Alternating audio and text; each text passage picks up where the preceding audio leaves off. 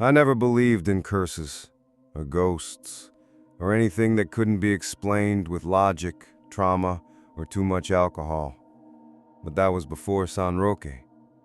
Before I stepped onto that island thinking I'd find peace, and found something waiting for me instead.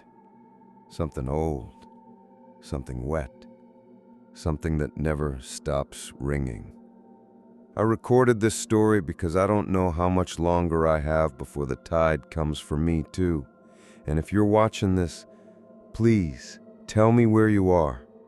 Drop your city and country in the comments. I need to know how far this thing has reached, because I think it's spreading. I came to San Roque to forget. Forget the desert, forget the blood, forget the sound of screaming men and silence that followed. My therapist said isolation might help. Find peace, she said. Somewhere slow where no one knows your name. She probably meant a cabin in Montana. I chose a forgotten island in the Philippines. The air hit me like a warm slap as I stepped off the ferry. Thick, humid, and smelling of salt, fish, and smoke. The dock creaked under my boots. A few children stared. An old man spat at my shadow. I didn't take it personally. San Roque wasn't on most maps. Hell, even Filipinos I met in Manila hadn't heard of it. That was the point.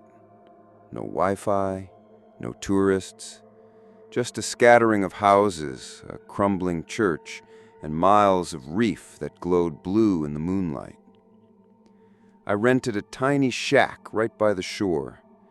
It was more rot than wood, and the roof leaked when it didn't even rain. But it was mine, and it was quiet.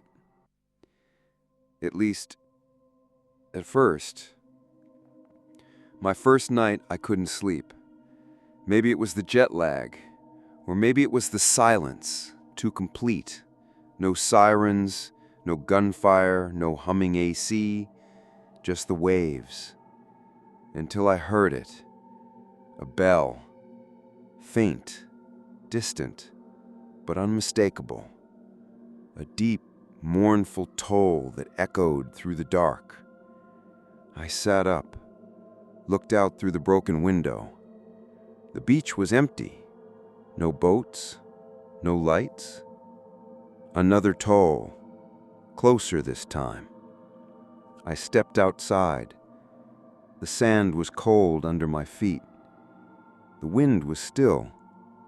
And yet the bell rang again, this time so loud I felt it in my chest. Then silence. No waves, no wind, nothing. I stood there for what felt like an hour, watching the black ocean. Then, like a switch flipped, everything came back. The rustle of palm trees, the buzz of cicadas, the crash of water. I went back inside and didn't sleep at all.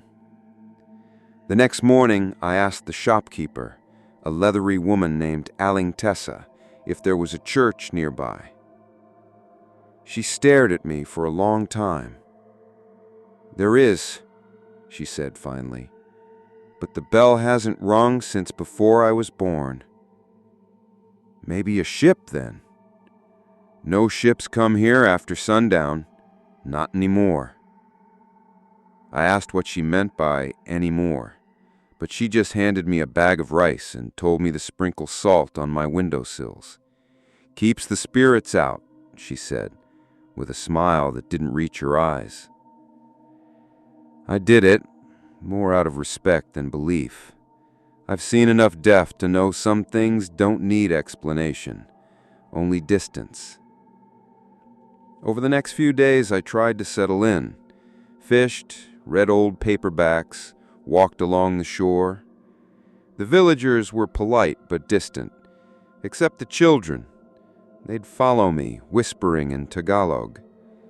I caught one phrase over and over, Americano ng campana. The bell's American. I laughed it off at first. Kids say creepy shit. But then I noticed something else. Nobody went near the water after dark. One night, I stayed out late, just sitting on the sand, watching the stars. A boy, maybe 12, ran up to me, pale with fear. "Please, sir, go inside. Not safe." "Why? What's out there?" He didn't answer, just shoved a pouch of salt into my hands and ran off. That same night, I heard the bell again, 3 times. And then, whispers. Not Tagalog, not Spanish, English. My name. I bolted upright in bed, checked my phone, 2:43 a.m. No service, of course. I stepped outside with a flashlight. The ocean was calm, but something glinted near the shore. I walked toward it, barefoot in the sand. The beam of my light caught a half-buried shape, a metal fragment. I dug it out. It was curved, bronze and heavy. The edge was jagged, like it had been torn from something.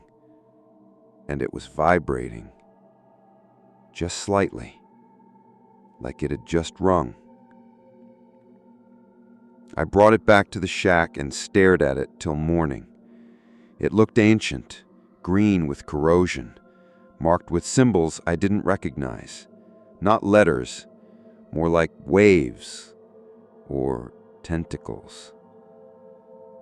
I didn't tell anyone about it. Instead, I hiked up the hill to the old church. It was a ruin. Roof collapsed, ivy growing through the altar. But the bell tower still stood, bare, no bell. I climbed up the narrow stairs, dust and spider webs everywhere. I reached the top and found only a rusted beam. The chain that once held the bell was snapped clean in two. But the wood was soaked. Not with rain, with salt water. That night, I dreamed of the ocean. I was underwater, sinking. All around me, bodies floated, faces bloated, eyes white and open. Their mouths moved in unison, whispering. But the sound was the bell, deep, drowning, calling. When I woke up, my pillow was soaked. Not sweat, salt water. I started asking questions, careful ones. Most people changed the subject. Some pretended not to hear. But old Manoy Ernesto, blind in one eye, drunk by noon, said this: "There was a ship, long ago, Spanish. They brought something up from the trench, something that shouldn't have been buried. The sea took them. But the bell stayed. It rings when it wants to be fed." "Fed?" I asked. He smiled. "You'll see, or you won't." He laughed for 5 minutes straight and cried for 10. Later that evening, I returned to the spot where I found the bell fragment. It was gone. In its place was something else. A trail. Small, wet footprints in the sand, leading from the water straight to my shack. And I hadn't been outside all day. I didn't sleep the night after I saw the footprints. They weren't mine. Too small, barefoot, but somehow they matched the weight of something heavier. The sand was disturbed like a grown man had walked it, though the prints belonged to a child. They stopped at my door, and then nothing. No return trail, just one way from the sea to me. I left the door unlocked that night. Maybe part of me wanted whatever it was to come in, to end the not knowing. But nothing happened.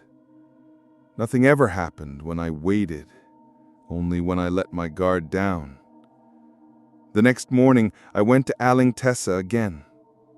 She didn't greet me, just nodded and handed me another pouch of salt. I didn't even ask. Use all of it tonight. Every window, every door, every crack in the wall. I must have looked skeptical, because she leaned closer and added, "You don't have to believe, just survive." Her voice didn't sound like advice. It sounded like a warning. Back in my shack, I took her seriously. I poured the salt across every windowsill, around every door frame, and even circled the bed. It felt stupid, like some horror movie cliché. But deep down, I knew I wasn't doing it for superstition. I was doing it for protection. That night, the wind shifted. The air smelled like dead fish, heavy, thick, wrong. I turned off the light and waited. Around midnight, the bell rang. Once, twice, a third time. Then the whispers came, louder than ever, and this time they didn't wait outside. They came through the walls. I couldn't make out words, just emotion, longing, hunger, regret. The air in the shack grew colder. The salt on the windows began to tremble. I stepped to the door, pressed my ear against the wood. A voice, clear and close, whispered my name. Daniel. I froze. I never told anyone my name. Not here. Not ever.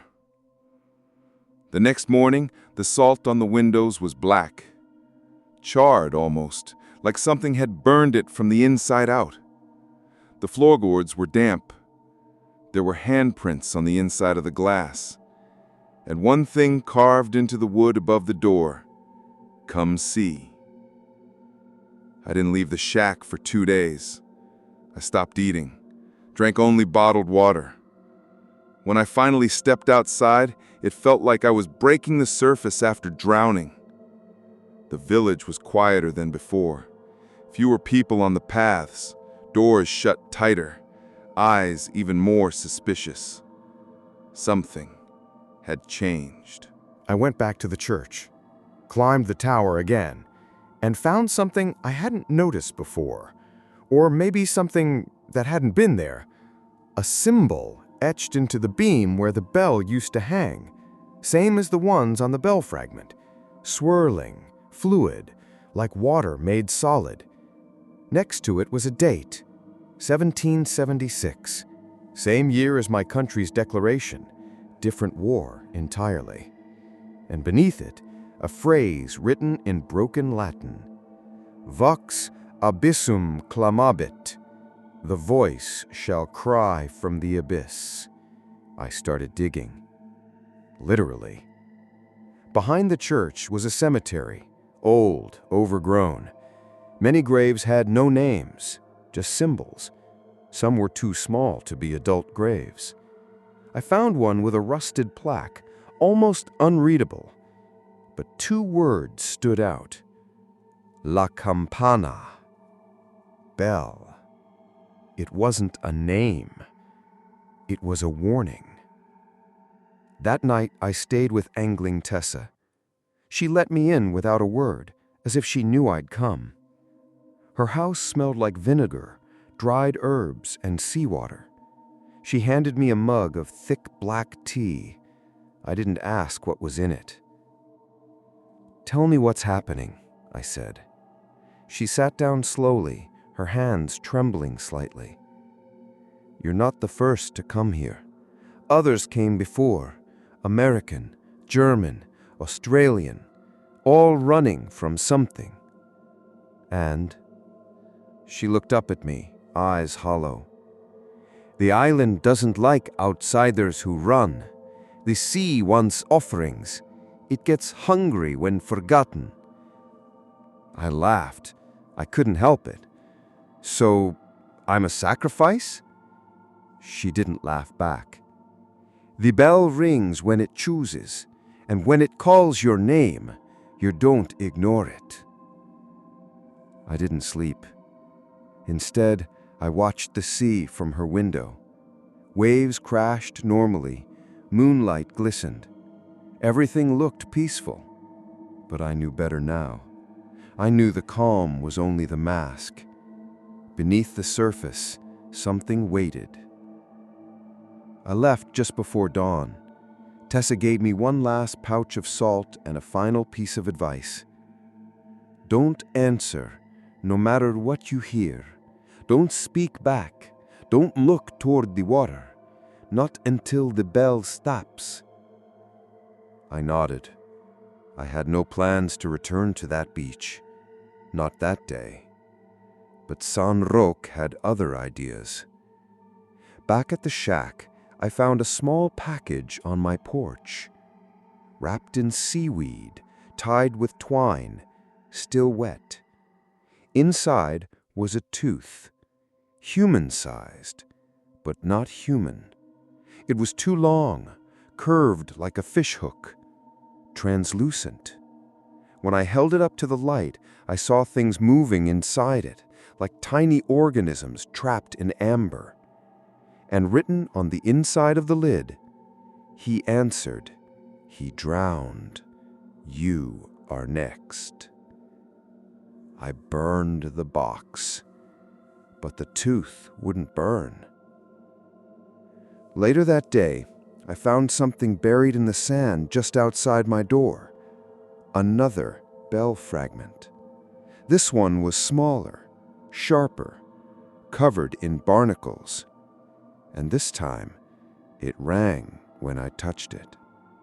Not a sound I could hear, but one I felt in my bones. I collapsed, blacked out. When I came to, it was already night. The salt lines around my windows were gone, blown away, or wiped clean. And something was scratching at the walls, not violently, gently, like fingernails across wood, back and forth, back and forth. I stayed in the center of the room all night, clutching a knife I knew wouldn't help.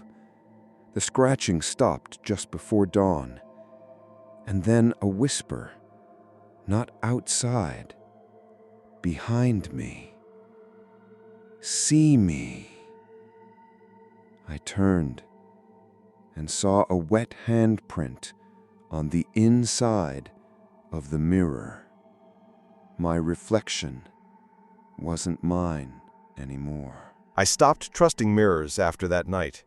They used to show me a tired man, scarred, sure, physically and mentally, but still me. What I saw now wasn't just wrong, it was impossible. The face blinked out of sync with mine. Its mouth opened a beat later. Its eyes didn't reflect light anymore, like they weren't reflecting anything. I covered the mirror with a sheet, taped it shut. The whispers didn't stop.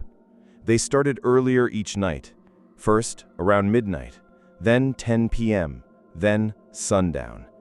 It wasn't just my name anymore. They said things I didn't understand.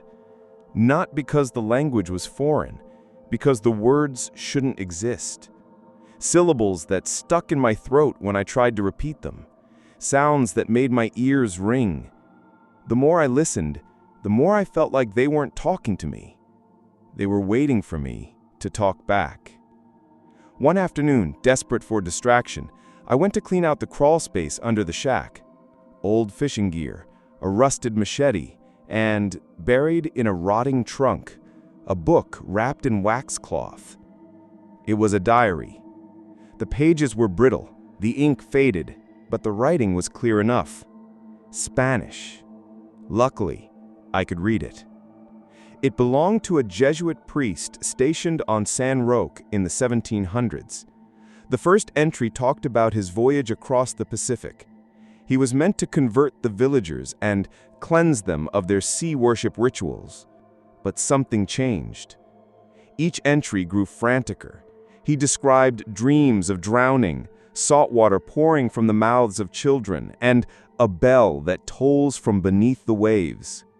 He wrote about a shipwreck, a galleon that never surfaced, and the villagers who warned him not to ring the forbidden bell. He didn't listen. The final entry chilled me. I have taken refuge beneath the chapel. I hear them walking above, not men, not beasts, things that wear the skin of those they drowned. They call my name now, though I never gave it to them. I fear the bell remembers every soul who touches it. It is not metal, it is mouth. Then at the bottom of the page, my name, Daniel, written in English, centuries before I was born. I dropped the book. My hands were shaken, my vision blurred. The air around me pulsed like I was underwater. Then I heard it, knocking from under the floorboards. 4 slow knocks. Then silence. Then something answered from the back of the shack, the sound of nails dragging through the walls. I left, ran into the jungle barefoot, half mad, didn't stop until I reached the cliffs. From there I saw the reef, and something just past it. A structure in the water, barely visible through the waves, round, metallic, covered in sea growth. It looked like a bell, but massive, at least 15 feet tall, half submerged, rusted bronze shining under the sun. And even though I was standing at a distance, I could hear it. A constant, low hum, like breath through a throat too old to scream. I stared too long. My nose started to bleed. I stumbled back to the village, dizzy and shaken. Tessa was waiting on her porch, like she knew. "You saw it," she said quietly. I nodded. "What is it?" She didn't answer right away. Just lit a bundle of herbs and let the smoke swirl around me. It was a warning bell once. For storms, for invasion, for war. Then it fell, sank, but it didn't die. It calls people now. Not people, she corrected. It calls debt. I asked about the others, the travelers who came before me. She wouldn't say much, only that some left changed and some never left at all. But why me? I asked. I didn't touch anything. I didn't do anything. You did, she said. You listened. That night, I dreamed I was underwater again. But this time, I wasn't drowning. I was walking. The ocean floor felt solid beneath my feet. The water didn't choke me. Fish scattered as I passed, their eyes milky white. Ahead, the bell loomed, bigger now, breathing. And surrounding it were shapes, dozens of them, human-like, swollen, gray-skinned. Their mouths moved in perfect unison, repeating a phrase I didn't understand. Until suddenly, I did. Return what was taken. I looked down. I was holding something, a heart, still beating. I woke up gasping, chest wet with sweat and salt. Not water, crystals. Salt was seeping out of my skin. I went to the old cemetery again. This time, I brought a shovel. Near the grave marked La Campana, I dug until I hit something hard. Wood. Rotten. Inside was a small wooden box, locked and carved with the same symbol as the bell. I broke it open. Inside was a human tongue, perfectly preserved in salt, and wrapped around it a rosary soaked in blackened blood. I dropped it. The ground shook. Not an earthquake, a heartbeat coming from the island itself. That night, I didn't even try to sleep. I sat by the window, salt around me in a perfect circle, knife in hand. The bell rang twice, then silence, then a whisper right by my ear. We gave back the priest. Now we take the soldier. I didn't move, didn't breathe. Then, from under the floorboards, the sound of gurgling water, like someone drowning beneath my shack, followed by 3 hard knocks, and then the sound of my own voice, whispering from inside the walls. Come see. They buried Marco at sea the next morning. I stood on the edge of the old wooden dock, watching as 2 of the village men gently lowered the tightly wrapped body into the water. Father Thomas muttered a prayer in a dialect I couldn't follow, and the villagers hummed low, mournful tones behind me. I felt cold despite the sun blazing above, not just from grief, but from fear, because I knew what killed him. The bell. It rang again that night after they pulled his body from the sea. I heard it, clear and hollow, echoing across the waves like it was calling something or someone. And I swear to God, I saw something rise with the tide. I tried to tell someone, I really did. I went straight to Lorna that morning after the burial. Her house was small and dim, just like most on the island, made of aged wood and rusted metal roofing. But it had this feeling of strength, like it was holding back something invisible. She was lighting candles when I stepped in. "You saw the bell again," she said, before I could even open my mouth. My breath caught. "How did you—" "You smell like the sea," she said, turning to look at me, like Marco did before he died. I stared at her. "Lorna, you said it was a legend. You told me it was just a story." She nodded slowly. "Most legends are warnings dressed as stories." I sat on her bench, suddenly too tired to stand. "I need answers, real ones." She looked away for a long time. Then she said, "The bell was real once, long ago, before the missionaries came, before the Americans brought roads and radios. Our ancestors used it in rituals to guide the spirits of the drowned." "Guide them where?" I asked. "To rest," she said, her voice trembling. "But something went wrong. The last time the bell was rung, something answered." I spent the rest of the day in a daze. I wandered the shore, watching the villagers go about their routines. They weren't the same. Everyone was quieter, more cautious. Children didn't run past the shrine anymore. The fishermen didn't go out that day. Even the dogs stayed close to the houses. And the sky felt heavier. Every time I looked at the sea, I thought I saw shapes moving just beneath the surface, shadows gliding too smoothly, too intentionally.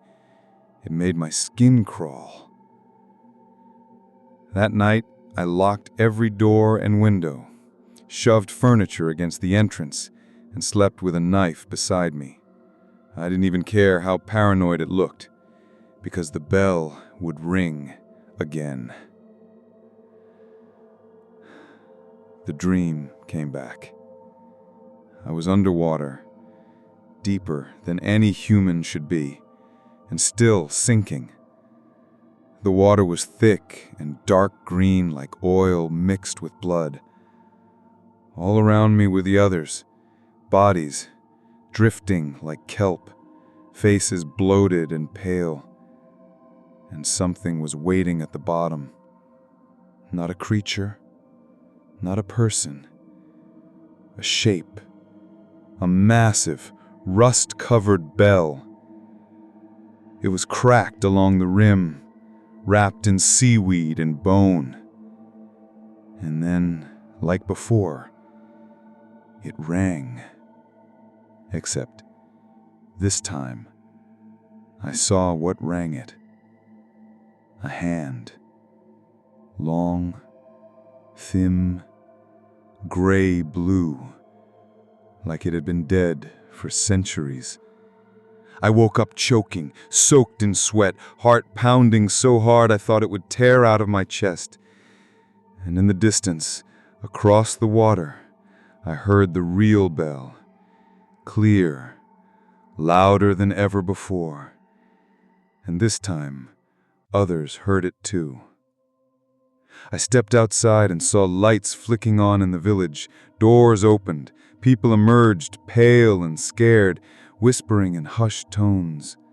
One old man fell to his knees and began praying in a language I didn't recognize. Someone shouted, "It's starting again!" I ran to Lorna's. She was already outside, her face ghost white. "Tell me what's happening!" I shouted. "The bell rings when the sea wants someone." "And who does it want this time?" I asked. She looked at me and didn't blink. "You." The sun never really shone the same way after I found the bell. It still rose, still burned my skin, but the light it cast felt wrong, as if the island had become permanently dim, like a bulb that's about to burn out. And it wasn't just in my head. Even the locals noticed. They stopped calling San Roque Paraíso. Now they just called it quiet. Too quiet. The fishermen said the fish were dying. The waves no longer brought them food, just strange pieces of driftwood with symbols carved into them. Symbols none of us could read, though one elder fainted when she saw them. Me, I didn't go to the beach anymore. Not after what happened. But I couldn't stay inside forever either. And that's how I ended up near the mangroves.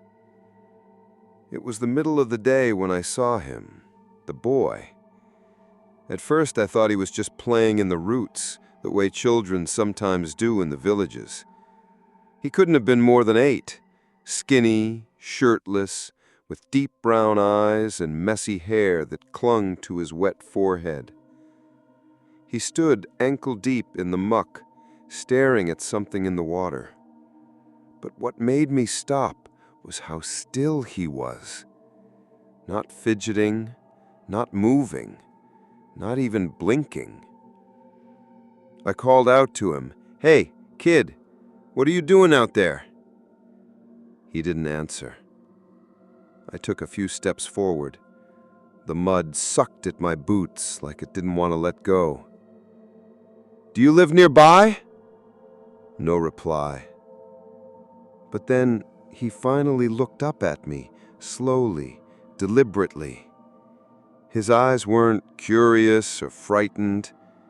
They were empty, like he wasn't really looking at me, just through me. I felt a chill go down my spine. I was about to turn back when he opened his mouth and started ringing. That's the only way I can describe it. It wasn't a voice, no words, just a bell sound coming from inside him. It was the same low, metallic toll I'd heard back in the chapel, that drowning sound that filled the air like water. His mouth stayed open far too wide, uncomfortably wide, and the sound just kept coming. I stumbled back, tripped over a root, and hit the ground hard. When I looked up again, the boy was gone. Not a single ripple in the mud. I didn't tell anyone. Who would believe me? Instead, I tried to act normal, go back to my daily routines, help Luis fix his roof, drink cheap beer with Julio, smile when the mayor walked by. But I started having dreams again. And in every one of them, the boy was there, ringing. Sometimes he stood by my bed. Sometimes he was underwater. But he never moved, just rang. The bell got louder every night. I couldn't take it anymore. One afternoon, I walked straight to Father Renzo's chapel, not caring if I looked like a lunatic. He was sitting alone in the pews, facing the altar. The place looked even more ruined than last time. I saw something, a boy, by the mangroves. He made the sound. He turned to look at me slowly, and I saw something in his eyes I hadn't noticed before. Fear. Real fear. He didn't ask questions. He didn't doubt me. He just whispered, "You saw him."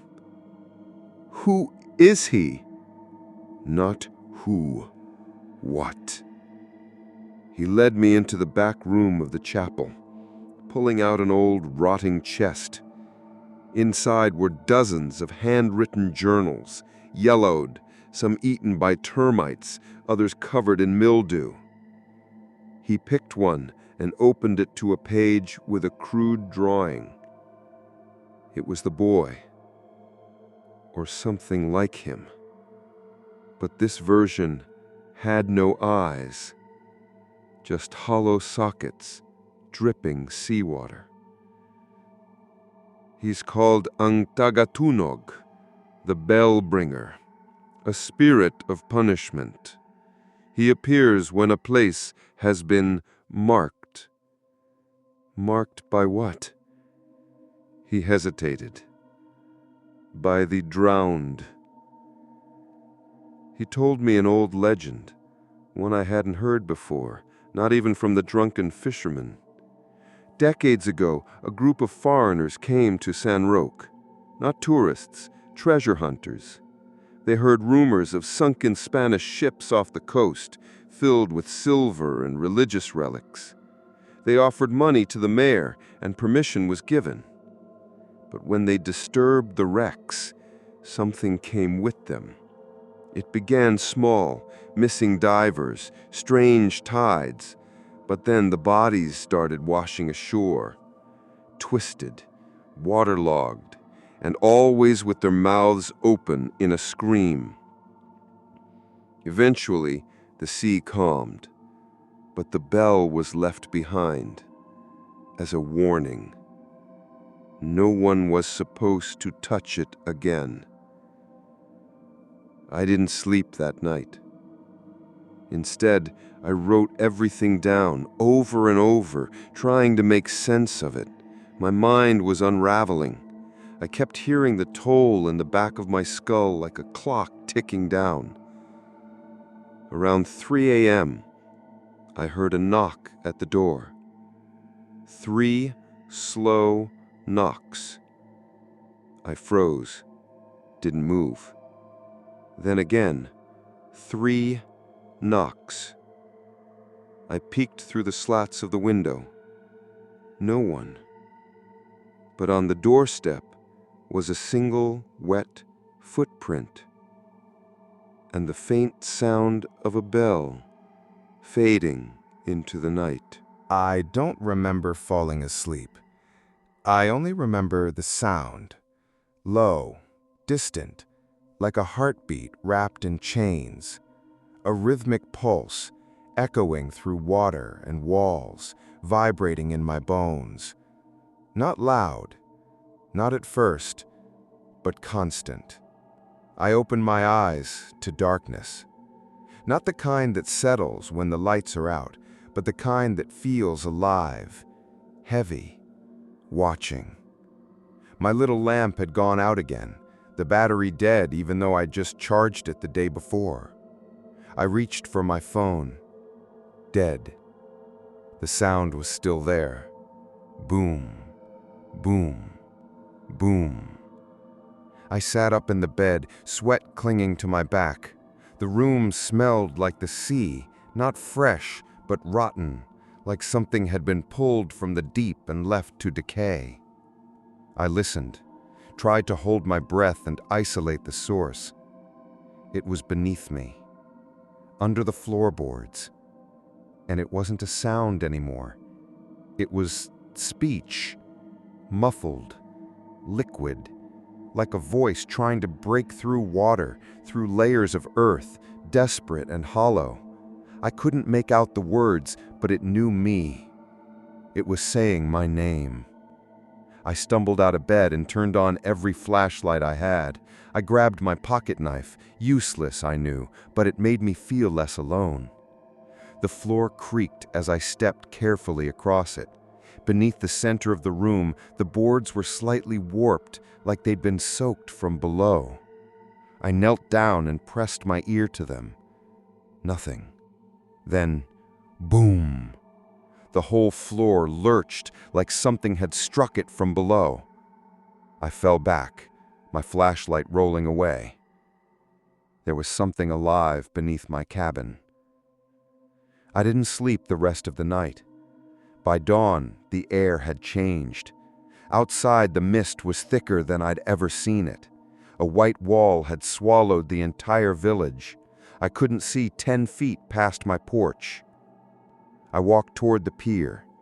No birds, no wind, just the crunch of gravel beneath my boots. I passed old Manuelo, the fisherman, standing silently at the edge of the beach. His hands were empty, his eyes vacant. I called his name. He didn't answer. Then he turned his head slightly and whispered something in Tagalog. I only caught one word: Barangay. It rang a bell. I'd heard that word before, maybe in an old museum or documentary. It meant ancient boat, like a war canoe from centuries ago, something used to carry warriors and spirits across seas.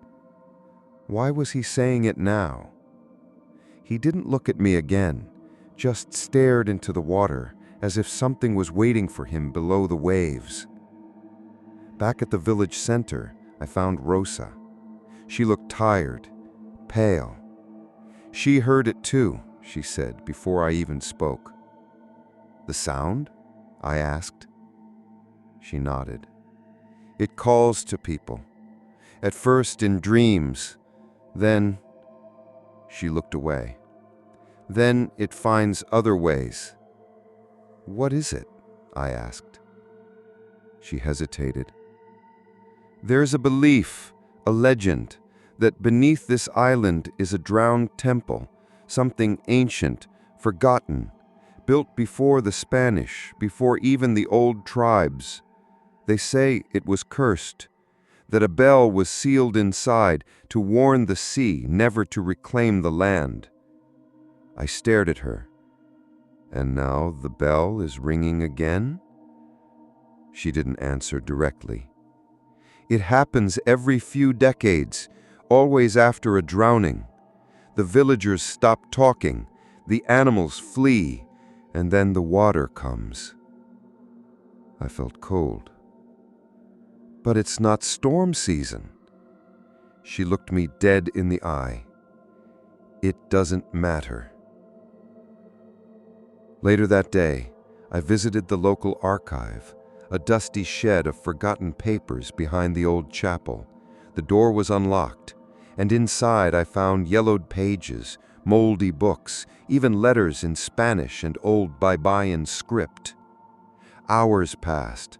Most of it was junk, land deeds, family records, until I found a journal, wrapped in cloth, dated 1947. The entries were sparse, written by a missionary who'd been stationed on San Roquel after the war. He mentioned strange tides, voices at night, dreams of drowning. Then, on one page, a drawing. A bell underwater, covered in coral and teeth. The last legible sentence chilled me to the bone. They rang the bell to seal it, but now something else rings it back.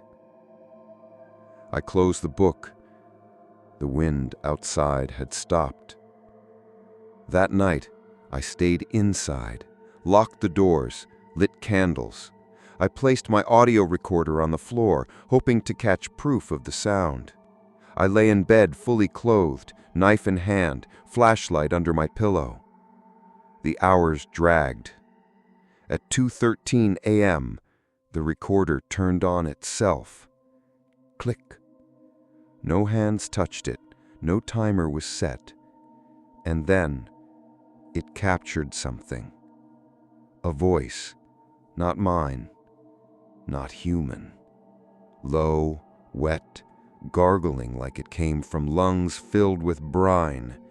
It whispered in broken English. You heard the bell. You heard me. Open the way. My flashlight flickered. The door opened creaking, even though I had locked it. When I was a kid, my dad used to say that the sea keeps secrets better than the grave. Back then, I thought he was just being poetic. He had a tendency to get all philosophical after 2 beers. But now, standing at the edge of San Roque's shoreline, staring at the churned-up, ink-black water, I realized he wasn't just being poetic. He was warning me. I hadn't slept in 2 days. Not really. Every time I closed my eyes, I heard that bell ringing. Not faintly, not from a distance, but right inside my skull, like it was vibrating the bones behind my eyes. And with it came the voices, whispers in a language I didn't understand. Sometimes it sounded like pleading, other times like singing. I stopped using my laptop. I hadn't answered my family's emails in over a week. I left my phone on airplane mode. Even the birds had stopped visiting the balcony. There was only the wind now, and the damn bell. I kept going back to the fisherman's hut, the one where I'd found that sketch of the drowned woman, but it was always locked. I even tried asking around the village, but no one ever answered my questions directly. It was like talking to people in a dream. They heard me, but the words refused to connect. The only one who seemed remotely human was Lola Amang, the elderly woman who ran the corner store with the canned sardines and incense. She was waiting for me again. As I approached her stall, she handed me a small bottle filled with something cloudy and green, without a word, just that same distant look in her eyes. "What is this?" I asked, holding it up. She didn't respond. Instead, she whispered something under her breath and motioned to my chest. "For the water," she finally said, almost reluctantly. I stared at her. "You think I'm cursed?" She didn't blink. "Not cursed, chosen." That word stayed with me all the way back to the guest house. Chosen. For what? That night, I did something stupid. I went down to the shore alone. It was nearly midnight and the air smelled heavy with rain. I brought the bottle with me, tucked inside my jacket, and a flashlight. The moon was a smudge in the sky, barely visible through the clouds. The ocean was restless, more than usual. The waves seemed to shiver instead of crash, as if something beneath them was exhaling. The sand under my boots felt soft, like it was loosening with every step. I stood still and listened. And there it was, the bell. But this time, it wasn't distant. It was close, like it was coming from under my feet. I froze. And then I heard it, not just the bell, but the whispering again. but it wasn't in the back of my head anymore. It was all around me, echoing across the beach, whispered by voices that didn't belong to anything living. Something stirred in the water. I swung the flashlight toward the shoreline. There was a shape. At first I thought it was just a piece of driftwood, but it began to rise. No, not rise, emerge. A woman, or what used to be one. Hair like rotted seaweed, tangled and floating around her face, skin bloated and gray. Her eyes were open, milky white, and fixed right at me. I couldn't move. She opened her mouth and salt water poured out, not dripped, poured, like there was an entire ocean inside her. Her lips moved, but the sound that came out wasn't human. It wasn't even words. It was the bell, a deep, low tolling sound that came from inside her chest. And then she reached out. I ran. I ran so fast I didn't feel the cuts on my feet or the rocks slicing through my soles. I didn't stop until I slammed the door of the guest house behind me. I locked it, bolted it, pushed the dresser in front of it. Then I sat on the floor, shaking, the bottle from Lola Amang still clutched in my fist. I didn't sleep. I just stared at the door. I remember thinking, I need to leave this island, now.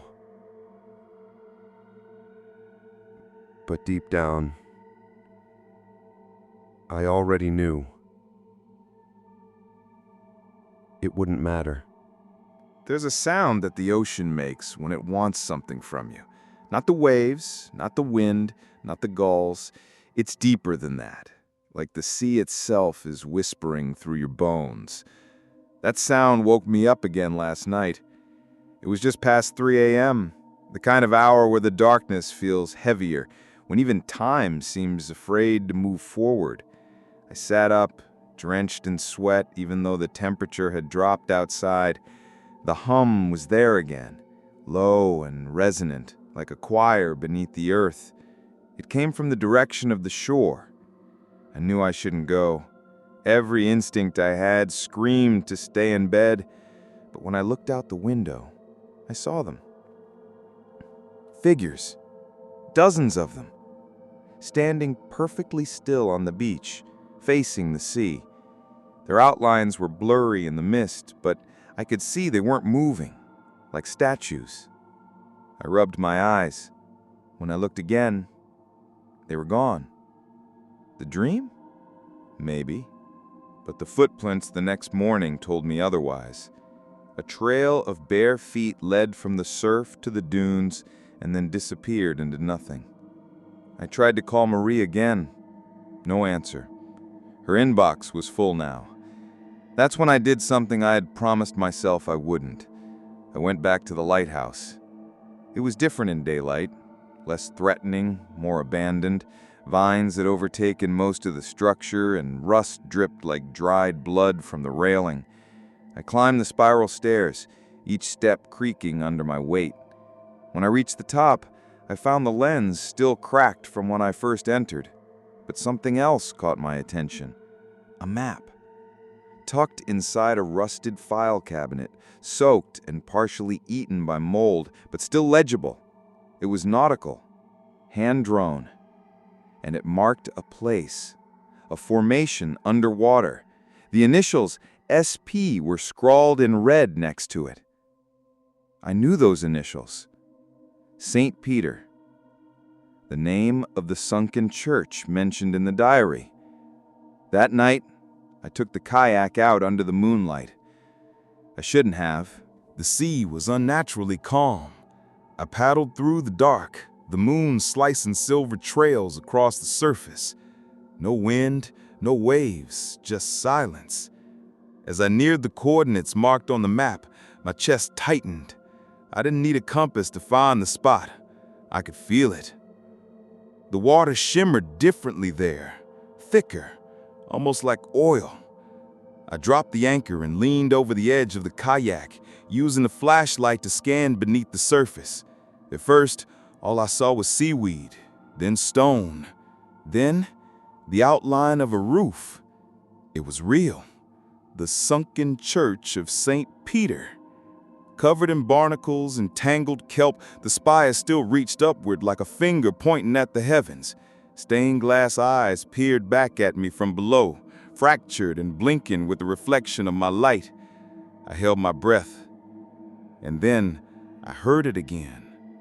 The sound, that low hum, vibrating through the hull of the kayak, humming through my legs. It wasn't coming from outside. It was coming from beneath me. I didn't remember falling into the water. One moment I was on the kayak, the next I was sinking. The cold slammed into my chest like a freight train. My flashlight drifted away, a dying star vanishing into blackness. I kicked upward, but something held me. Hands. Cold, slimy hands gripping my ankles. I screamed, bubbles ripping from my mouth. I fought, kicked, clawed, but more hands joined. Pale, waterlogged fingers covered in barnacles. I saw faces in the dark, eyes open wide, lips moving, as if singing underwater. The skin looked sewn together. One of them reached for my throat. And then, light.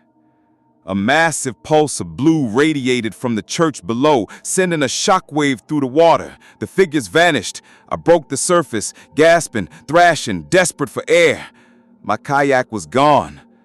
I floated for what felt like hours before washing up on shore, coughing and bleeding from one ear. My clothes were torn, my wrists burned with rope burns. I was alone, but something had followed me back. I could feel it.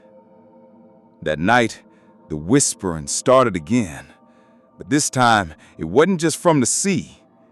It was inside my house, in the pipes, behind the walls, in my reflection.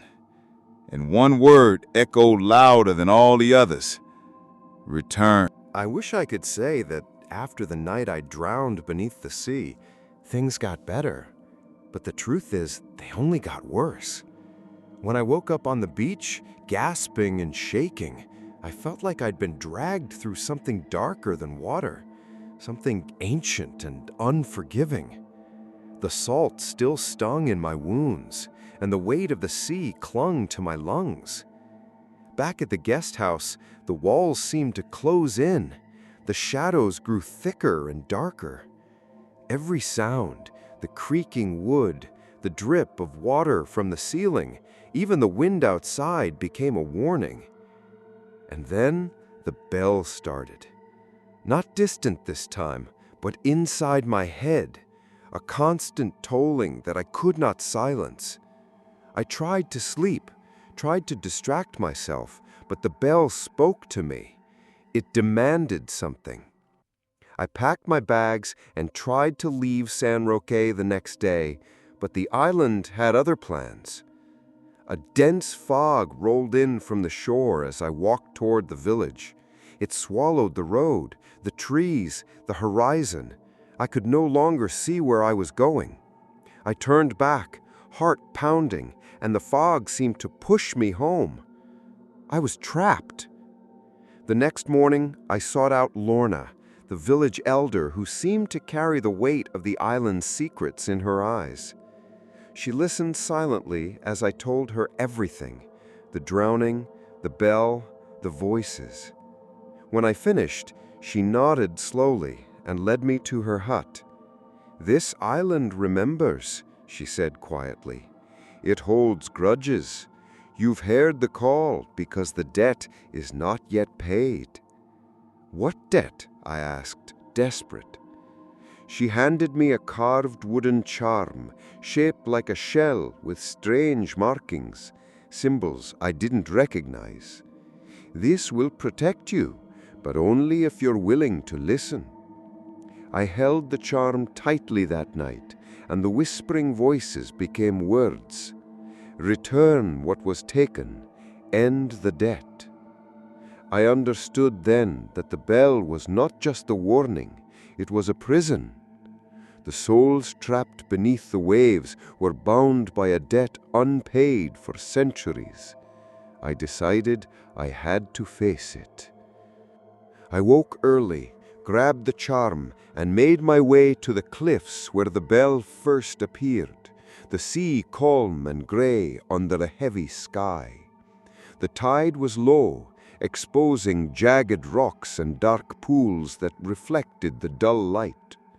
I waded carefully into the water, the cold biting through my clothes as I swam toward the massive bell resting on the reef. Its surface was rough and corroded, stained with centuries of salt and sorrow. As I reached out and pressed the charm against the bell, it pulsed softly, a heartbeat beneath my fingers. Suddenly, the water around me churned violently. Figures emerged, pale and translucent, their eyes hollow but filled with sorrow. They surrounded me, whispering the same words that had haunted my dreams. Return what was taken. End the debt. The weight of their presence pressed down on me, suffocating and real. I realized that this was not just about the bell.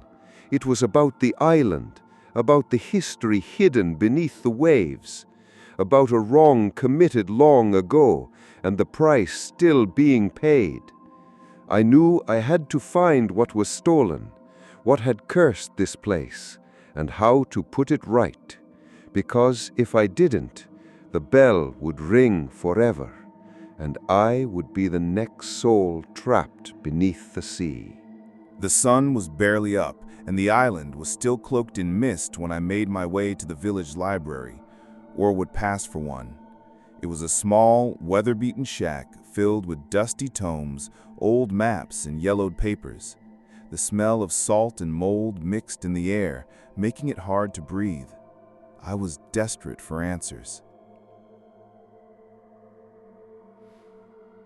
I flipped through crumbling books and faded manuscripts, searching for anything that could explain the curse that bound the bell, the drowned, and the island itself. Most of what I found were stories, myths passed down by word of mouth, scribbled in the margins by anonymous hands. But one entry caught my eye, a diary, written centuries ago by a Spanish priest named Father Miguel de Salazar. It spoke of a sacred relic taken from the island's temple by his order, a golden bell said to possess the power to bind spirits. According to the diary, the bell was stolen during a violent raid, causing the spirits to become restless and vengeful. The priest's last entry was a warning. To take what is not yours invites the wrath of the sea. The bell must be returned, or the souls will never find peace. My heart pounded as I read the words. The bell I'd found wasn't just a relic, it was a key, and someone, long ago, had taken it. Now I had to put it back. But how? The village elders were tight-lipped, their faces etched with fear. I knew the ritual to return the bell wouldn't be easy. It would demand sacrifice, the kind that made people disappear, or worse. And yet, I had no choice.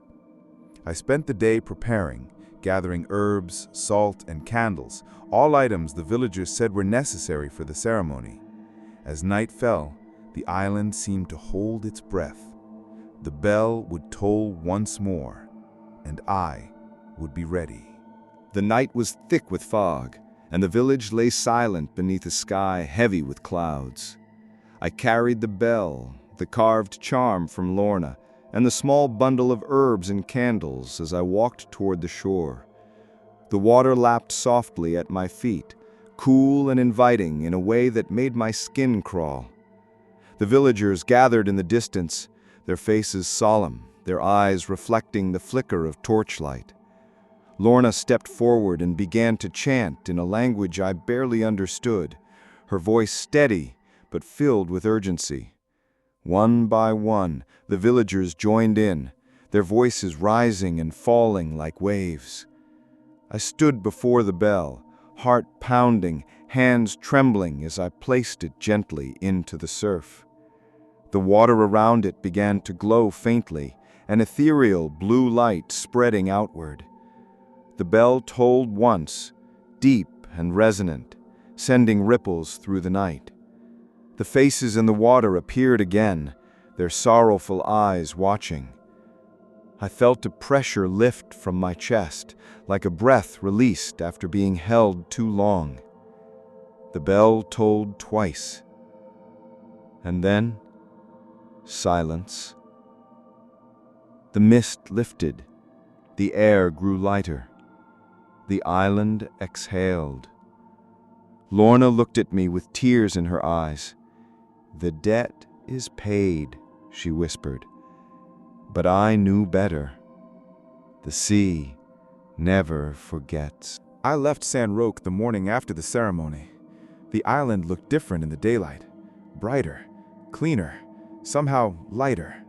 The villagers smiled for the first time since I arrived. The sea was calm, almost inviting. But the bell was gone. I never saw it again. Months later, back home in America, the memories still haunt me. Sometimes, late at night, I hear that bell. Soft, distant, but clear. And I wonder, did I truly end the curse?